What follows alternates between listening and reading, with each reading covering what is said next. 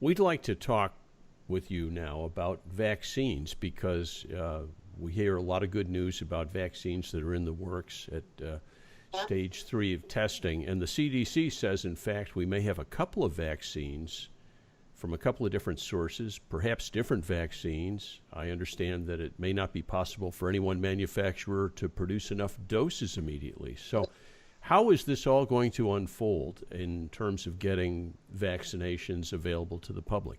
Yeah. So interestingly enough, I was reached by our health department here locally yesterday regarding vaccinations in terms of getting the state prepared. And basically, what they told me was that they couldn't say exactly when a vaccine was coming, but they it could be as soon as November, and they want to know who is prepared to, jump on and being able to offer a vaccination.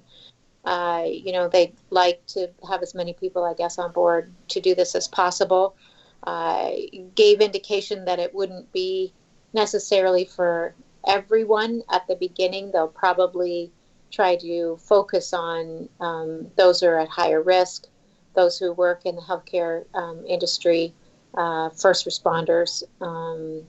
Native Americans were in that list as well too.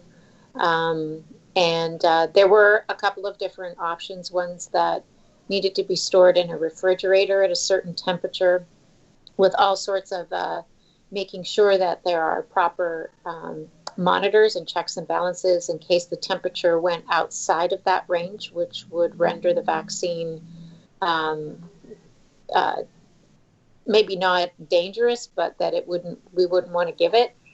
And then also another type of vaccine that would need to be stored in a deep freezer.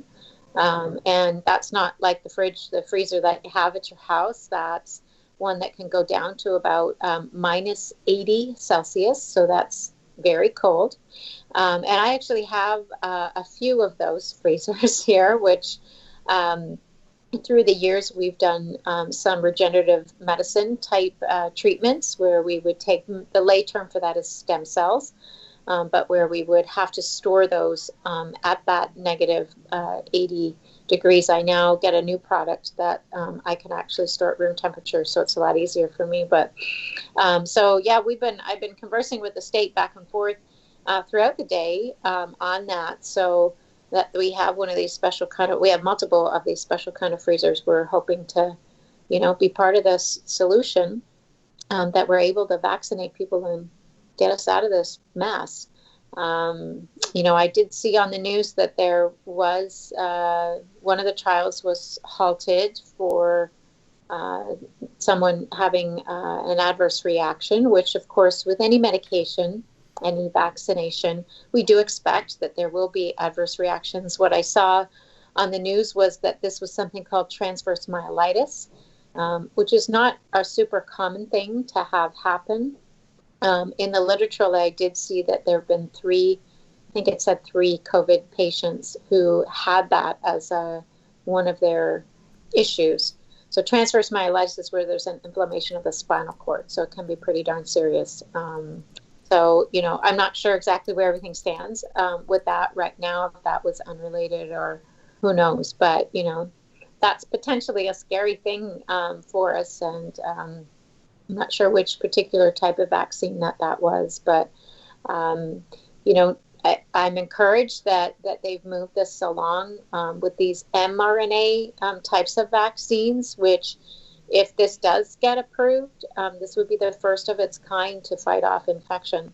And it's one that they can ramp up production of this quickly.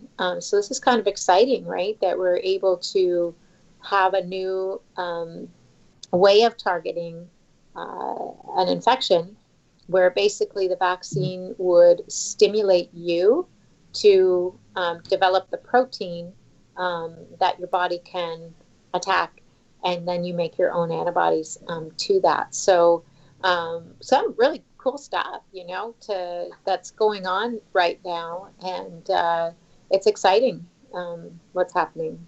It's very exciting, and it's wonderful to hear positive developments that may take us out of the mess that we've been living through.